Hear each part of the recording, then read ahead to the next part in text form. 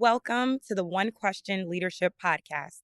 My name is Courtney Lovely Evans, and I have the privilege of serving as the Director of Athletics at Palm Beach Atlantic University.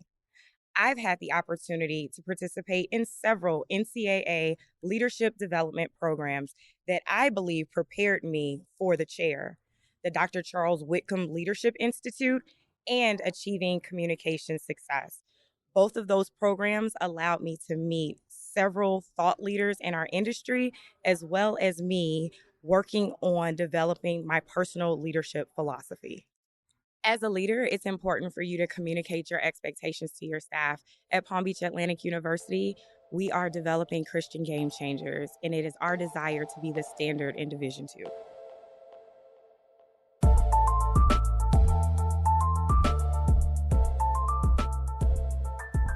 Greetings, this is Ty Brown, and welcome to the One Question Leadership Podcast, where we highlight executive and organizational leadership. Be sure to follow us on Twitter and Instagram at 1Q Leadership. We are joined today by Danielle Harris. Danielle is the commissioner of the Wisconsin Intercollegiate Athletic Conference. Greetings, Danielle. Thanks for joining us. Thanks for having me. Yes, ma'am. I'm glad to have you on. Now, you're in sports for almost 20 years, right? Yep, that's correct. And I guess in college athletics for roughly 16 of those years, maybe something along those lines, right? Yep. Spent a lot of time before going into the Wisconsin Intercollegiate Athletic Conference. You were at the Great Lakes Intercollegiate Athletic Conference, right? That's Spent right. some time there, right? Yep. 2 years. 2 years is long enough to make an impact in terms of influence. Talk to us a little bit about listening and about being a leader and influencing people. What I know is that if you lay the vision down, a lot of times when you go into these positions, you ask what the priorities are, right? And in this position, that person reports to a board. Yeah. And that board kind of lays the foundation as far as what the priorities are. So what I know is that the priorities need to be addressed first before you can get to some of those big picture or those visionary type things. You got to make sure your priorities and your needs are met first, Right, and not your wants. So that's what I know for sure. What you know for sure. I love that. But what I know about you is your brand of influence comes from listening to those you are influencing. Talk to us a little bit about the aspect of listening for effective communication and effective leadership. Really being in the role as a commissioner is to help guide your institutions through this landscape of intercollegiate athletics that is consistently changing. And so one of the things that I like to do is to go on campus, really meet our student athletes where they are, meet our administrators, our coaches where they are, and just listen to the issues and the things that they care about the most on campus, as well as our faculty athletic reps and our chancellors and presidents. The reason why I value listening so much is because most of the time people just want to be heard, and you can learn a lot from their story. You can learn where to connect the dots, where to help them, where to help guide them, and where to kind of help facilitate where that institution, where that program should be going within the next chapter. So listening is a big thing for me. I'm a very observant person. I think that's also a very key leadership skill, is to be able to listen and observe and be able to connect the dots. Right, which is important. Now, here's what I wonder. Let's say a student athlete or an athletic director, or even a president, talks about something, you couch it away, but in your mind, we are probably 4 years away from solving this issue that this person is talking about. Happens a lot. How do you handle that? Because that person wants to know. They probably are happy that you acknowledge that you hear them. Mm-hmm. But this problem is something that's a few years away. They probably aren't the only one who has this issue or has this concern. It happens a lot. A part of going on that listening tour and meeting people where they are is sharing what your vision is for the conference. And when you share your vision, people will understand where you're leading them and what direction you want to go down. And I always tell people there's a method to my madness. We may not get to it in year one, but it's like a building block. We're going to build on it in year one, year two, and so on and so forth. So I think that if you share your vision, you let them know that you hear them, we're going to get to it, but here are where the priorities are first. And here is where we need to lay our foundation. And then we can get to some of those other things. Tell me about some of the things. You've been in the in the chair, I guess commissioner's chair for a couple of years now, and people talk to you and you listen, and you're probably known as a listener, and are probably known as somebody with good perception about what's going on. What have you seen or heard that surprised you since you've been in the commissioner's chair? Starting in the middle of COVID, I've kind of been one of those folks where nothing surprises me. Really? Yeah, things are so crazy. And the reason why I say that is because when you look at what happened with COVID-19 and the pandemic, we hadn't had a pandemic in 101 years. And that was kind of the thing that I tried to preach to our coaches when, and our administrators too, when everyone was on edge. What are we going to do? What are we going to do? What are we going to do? And I said, listen, I don't know. And I had to be comfortable with saying I don't know, because that was the God's honest truth. No one had lived through a pandemic before that had worked in collegiate athletics. We hadn't had one since, 1918. 1918. So just being open and honest with people and telling them, listen, I don't know what's going to happen. What I do know is that when these changes come down the pike, I'll make sure that they're communicated. I make sure that we're prepared for them, and we try to address our needs as best as we can. And so the reason why I say nothing has surprised me yet is because those first 6 months, it just was way out there. My first 30 days, I started July 1st of 2020. July 27th, I announced we were canceling our fall season. July 28th, I was being interviewed by ESPN Milwaukee, asking me, why did we cancel our season? So I say that to say nothing surprises me, is because I lived through that. And sitting in this chair now, you just have to be prepared for what comes. And sometimes it's clean up on aisle 4, some days. And you just have to, but that's what I like about the job. It's not redundant. It's not the same every day. And you just got to stay ready and stay prepared. Right. If you stay ready, you don't have to get ready. Exactly. Which is excellent. The priorities, when you tell me what you know, right, about priorities, especially when you started in a position, there was a pandemic happening, but were everybody's priorities the same? Did the group that you report to, did they agree on these are priorities for our commissioner, for our conference at the current moment? Did they agree, or were there some things that you have to do your own prioritization because the priorities are different coming from different parties? The priorities from my board were clear, and they were all on the same page. And I think they were all on the same page because they had just gone through a hiring process. My predecessor, Gary Carner, who did an amazing job being there for 24 years, he kind of gave everyone notice that he was retiring. So they had time to process, time to think about it, time to know what type of leader they wanted. So I think coming in the gate, everybody was on the same page. But then the pandemic hit, right? So you kind of shift gears. It kind of changes things. But our board was very clear on what they wanted. And at the end of the day, once the pandemic happened, everybody just wanted to play. That was the main priority. How do we return to competition safely? How do we maintain giving our student athletes a positive experience while still keeping them safe? And honestly, making sure that we had mental health services available for our student athletes, and for our coaches and our administrators. Did you have to ramp that up during the pandemic? We did. We had some programming where we had some mental health experts come in, and a lot of our institutions did the same thing because everybody was experiencing something different. Yeah. So yeah. I think that's excellent.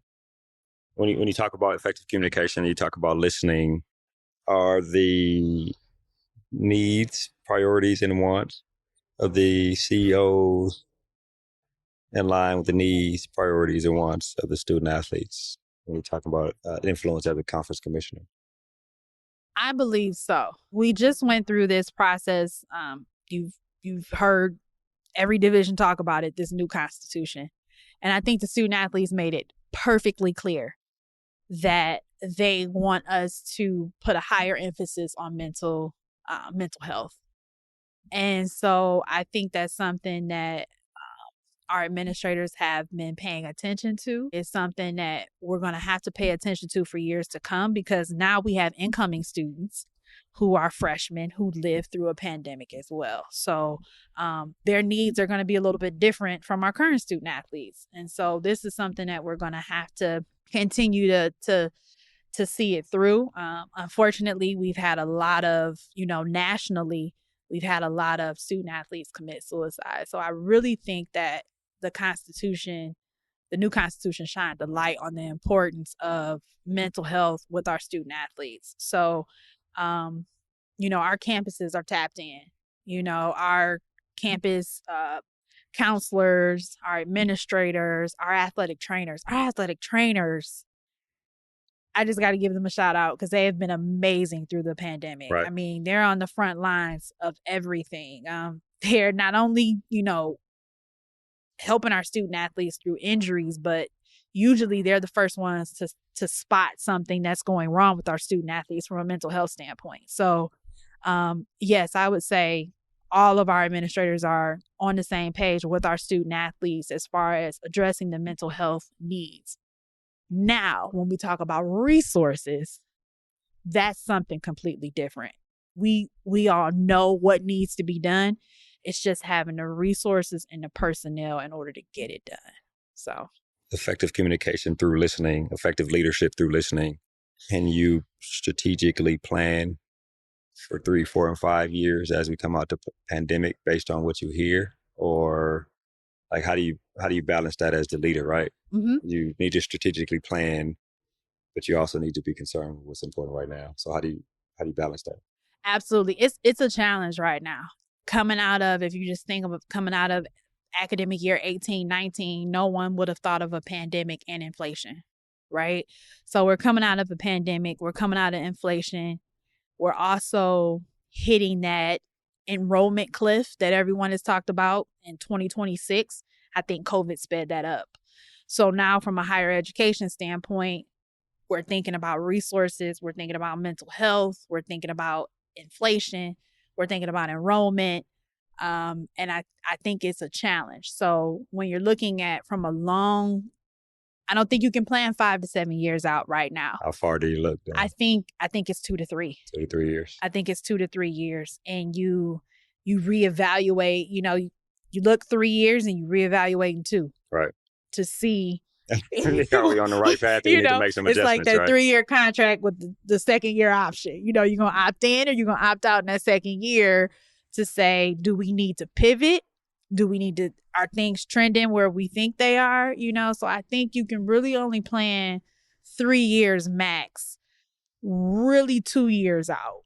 But that 5 to 7 year planning, that doesn't exist right now, in my opinion. I know before we went into the pandemic, there was a concern across the nation about enrollment. Mm-hmm. I think Division III was hit with that a little bit too. Mm-hmm. Are those still a concern amongst the CEOs of the conference? Absolutely. Yeah. I think when you look at the national birth rate, you look at the number of high school graduates, those numbers aren't increasing.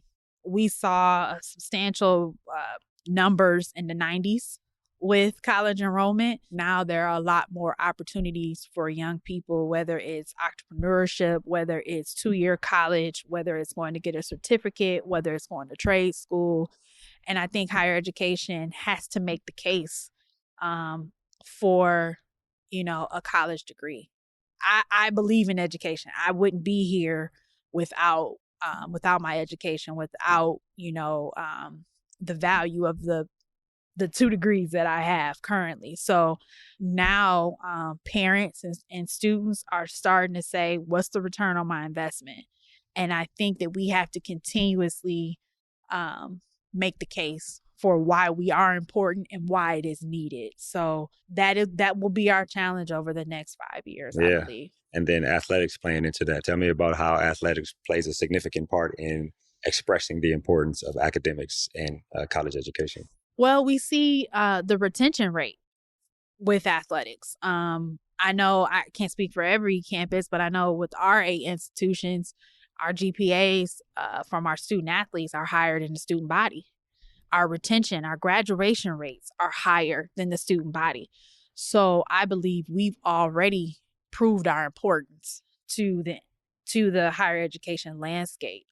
And I think that a lot of kids now, whether it's band, whether it's drama club, a lot of folks look for a place of belonging, and they want that team-like atmosphere. And I believe collegiate athletics provides that at its highest level. You know, our conference does it the best, but again, I really think that, we do a good job with providing that overall college experience with the high academics and the high athletic success we've had. Yeah, which is excellent. I want to wrap with you summing up your philosophy in terms of listening for leadership again, so we can send that off as the educational point of this conversation.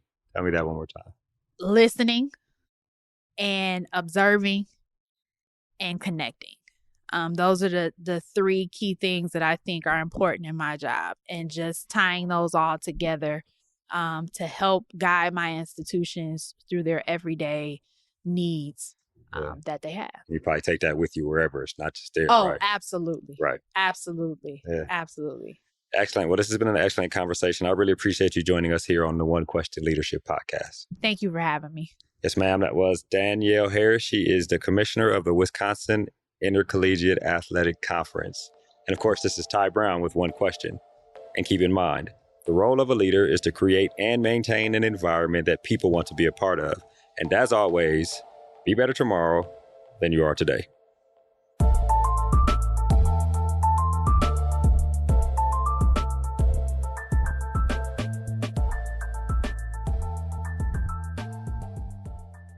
This episode of the One Question Leadership Podcast is produced by Spades Media Group, solving problems using creative leadership.